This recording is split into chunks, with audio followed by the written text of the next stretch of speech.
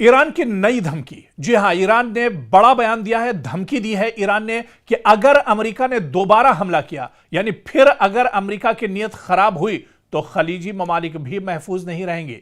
मशरिक़ वस्ता में जो खलीजी ममालिक हैं, जहां पर अमरीकी इंफ्रास्ट्रक्चर है, अमेरिका के फौजी हैं, अमरीकी एयरबेस हैं, उन्हें ईरान बख्शेगा नहीं, वो महफूज नहीं रहेंगे।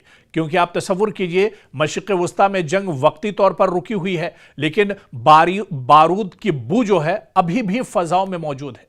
ईरान और अमेरिका के दरमियान कशीदगी कम होने के बजाय नए मरहले में दाखिल होती दिखाई दे रही है। अब ईरान ने ऐसी धमकी दी है जिसने सिर्फ वाशिंगटन ही नहीं बल्कि पूरे खलीजी खित्ते को तशवीश में मुब्तला कर दिया है।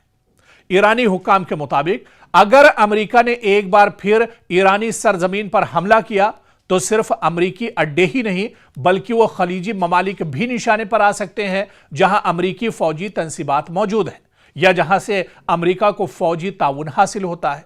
यह बयान इसलिए भी अहम है क्योंकि खलीजी ममालिक जैसे कतर, बहरीन, मुत्तहिदा अरब अमारात, कुवैत और सऊदी अरब में अमेरिका के अहम फौजी अड्डे मौजूद हैं।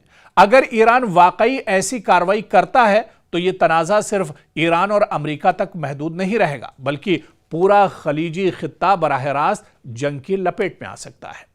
ईरान का मौक़िफ़ है कि वह अपनी खुद मुख्तारी पर किसी भी हमले को बर्दाश्त नहीं करेगा। तेहरान का कहना है कि अगर अमरीकी हमले दोबारा शुरू हुए तो इसका जवाब पहले से कहीं ज्यादा सख्त और वसी होगा। ईरान यह भी इशारा दे रहा है कि खित्ते में मौजूद अमरीकी मफादात और उनके इत्तेहादी ममालिक भी महफूज नहीं रहेंगे।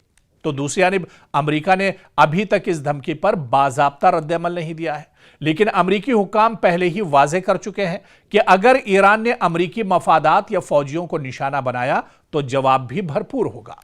इस सूरत हाल ने खलीजी ममालिक को मुश्किल पोजीशन में ला खड़ा किया है।